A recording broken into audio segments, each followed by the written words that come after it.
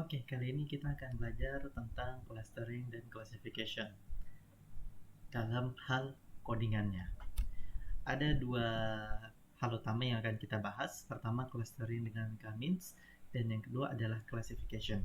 Akan saya tunjukkan melakukan classification dengan 3 metode menggunakan Python dan package-package yang berhubungan dengannya.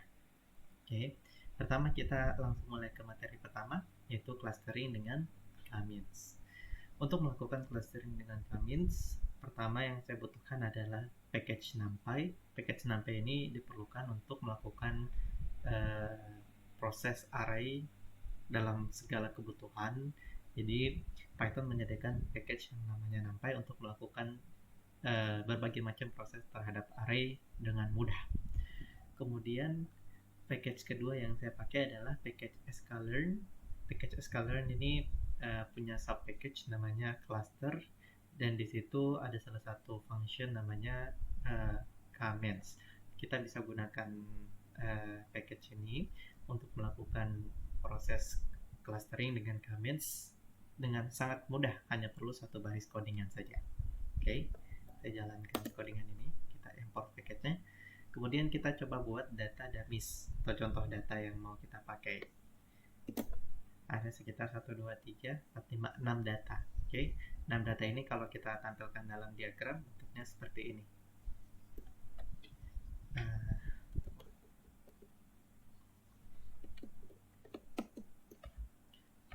Seperti ini. Nah, data 1,2 tempatnya di sini, kemudian 1,4, 1,0,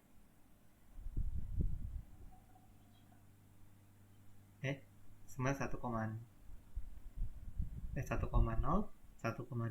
1,4. Oke, terus 10,0, 10,2, 10,4. Ini data-datanya kita. Kemudian data ini kita lakukan clustering dengan script yang ada di sini.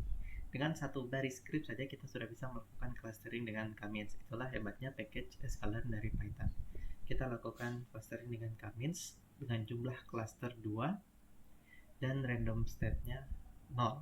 Random state ini kita gunakan supaya nanti kalau kita jalankan codingan ini lagi, hasil clusteringnya tetap sama.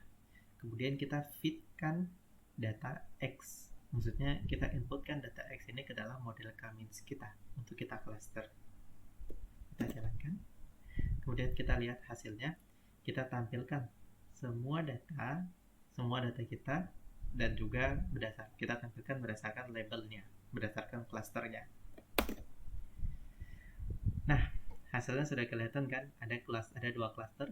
Cluster kuning yaitu data yang di sini semua. Ini hasil clustering kita menggunakan k-means. Kemudian data cluster biru. Nah, sekarang bagaimana kalau kita tambahkan data yang baru lagi? Ada dua data, 0,0 dan 12,3. Dua data baru, masih asing, warnanya biru. Data yang di sini 12,3 dan di sini data 0,0. Kira-kira dua data biru ini masuk ke cluster mana? Kalau kita lihat secara kasat mata kan masuknya ke cluster yang kuning untuk 0,0, dan untuk 12,3 masuknya ke cluster biru. Tapi kalau kita menggunakan package sklearn ini, bagaimana cara memprediksinya? Caranya yaitu dengan menjalankan script yang di bawah ini. Kita panggil objek k-means yang telah kita definisikan di atas, yang di sini. Kemudian kita gunakan function predict untuk mempredik x-test, yaitu data inputnya kita. Oke, setelah itu kita coba tampilkan lagi berdasarkan kelasnya. Yap, hasilnya 0,0 masuk ke cluster kuning dan 12,3 masuk ke cluster biru. Itu untuk clustering. Sekarang kedua, klasifikasi. Pertama kita bahas klasifikasi menggunakan linear discriminant analysis dulu. Yang kita perlukan dari proses ini, pertama package NumPy untuk membuat array input dan outputnya. Kemudian package scalar juga ada salah satu subpackage namanya linear discriminant analysis. Kita bisa gunakan subpackage ini untuk melakukan klasifikasi dengan LDA secara singkat, hanya perlu satu baris codingan saja. Pertama lihat dulu datanya. Yap, datanya kita ada 6 data, ada 2 kelas biru datanya ini ada 3 data, dan kelas kuning ada 3 data di titik-titik ini. Sekarang kalau ada inputan sebuah data, nah titik biru ini, kita mau tahu dengan LDA titik biru ini apakah dia termasuk kelas biru tua ini ataukah termasuk kelas kuning. Oke. Caranya adalah pertama kita deklarasikan objek linear discriminant analysis, dengan codingan yang ini. Kemudian kita lakukan fit untuk mentrain data training kita dan kelasnya. Y ini berisikan kelas, maksudnya biru atau kuning seperti itu. Sementara X nilainya nilai dari masing-masing titik ini. Kita jalankan. Ini belum terdefinisikan. Oh ya, kita belum jalankan yang di sini tadi ya. Jalankan. Oke, sudah. Selanjutnya sama dengan kami tadi, kita lakukan prediksi terhadap X-test data biru ini. Coba kita tampilkan lagi. Yap, berarti data biru tadi termasuk kelas ungu ya, atau kelas biru tua ini. Itu dengan LDA. Sekarang dengan naive Bayes. Nah, kali ini kita pakai package Pandas untuk membaca dokumen dan juga untuk melakukan proses terhadap data kita secara lebih mudah. Kemudian kita pakai package scalar juga dengan subpackage Gaussian naive Bayes untuk melakukan proses klasifikasi dengan naive Bayes hanya dengan satu baris codingan saja. Dan juga kita perlu package preprocessing. Coba kita lihat dulu datanya, nanti teman-teman akan paham kenapa kita perlu package preprocessing.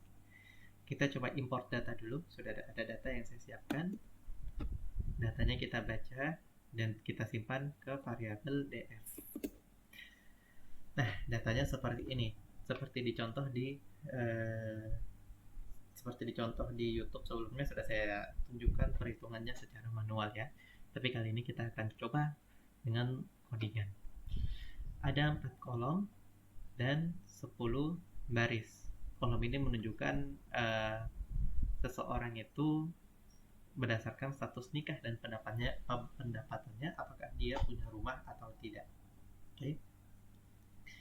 Ketika kita punya data seperti ini, hal yang pertama yang harus kita lakukan adalah mengubah bagian yang masih string menjadi integer.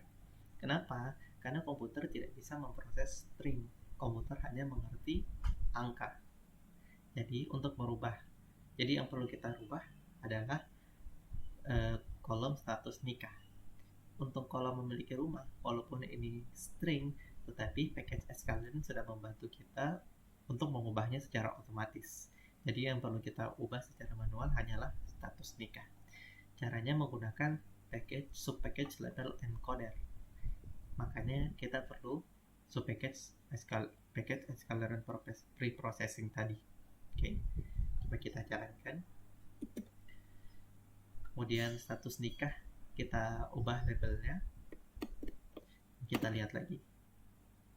Nah, hasilnya seperti ini. Status nikah yang belum menikah semuanya diganti dengan angka 0, label 0. Kemudian yang menikah diganti dengan 2, dan yang sudah cerai diganti dengan angka 1. Ya. Oke, kita punya kolom, tapi ada kolom yang tidak kita pakai untuk proses ini, yaitu kolom nomor. Ini kita tidak perlukan, dan kolom memiliki rumah ini merupakan kolom label, sehingga kita akan hapus dari data X-nya, data inputnya kita, dan kita akan simpan di variabel lain dengan nama Y. Oke, codingannya seperti ini.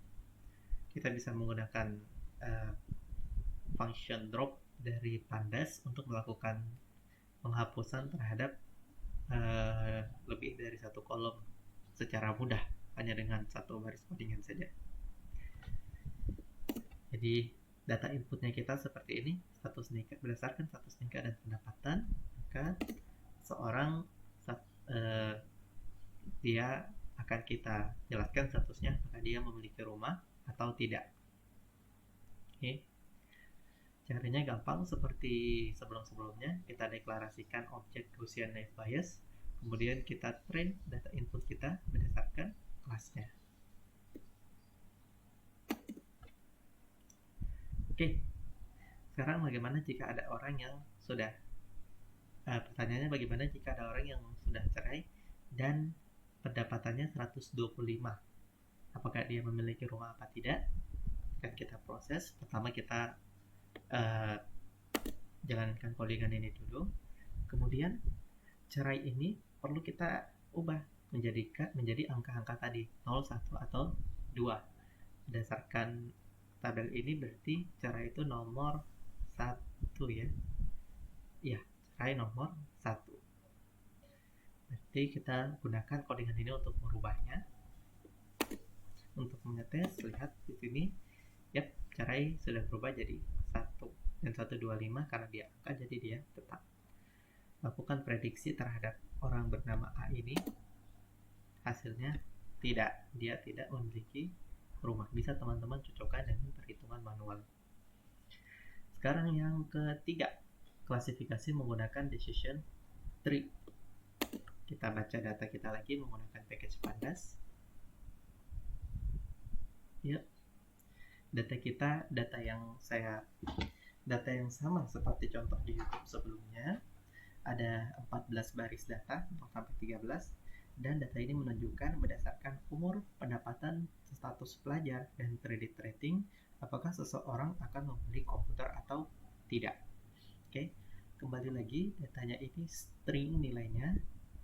Oke, umur, pendapatan, pelajar, credit rating nilainya string, dan komputer tidak bisa memproses string tapi hanya bisa memproses angka, integer atau float dan lain-lain. Makanya kita harus ubah ke dalam bentuk label. Caranya adalah dengan memanggil objek label encoder dan menggunakan script di bawah ini sama seperti di atas, tetapi dengan script ini kita bisa melakukan proses terhadap semua kolom secara langsung. Jadi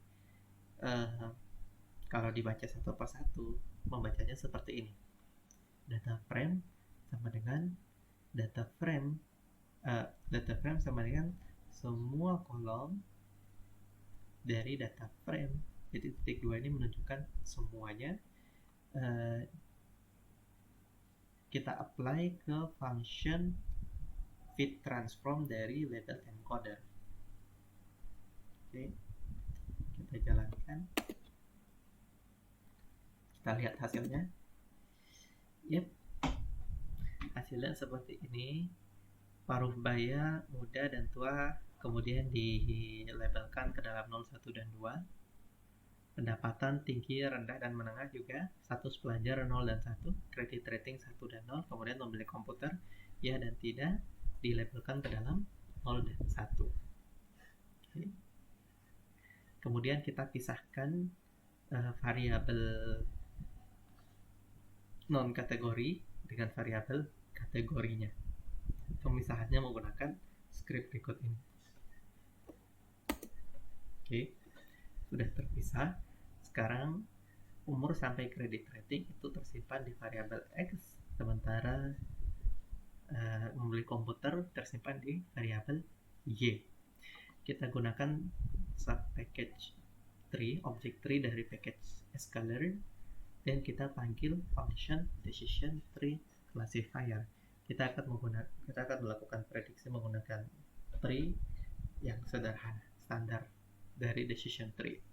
Kemudian kita lakukan fit, kita training data data input kita, data non kategori kita, dan ke data non kategorinya kita, ke atribut non kategorinya, ke atribut kategorinya kita, yaitu ke kelasnya, apakah pernah membeli komputer atau tidak.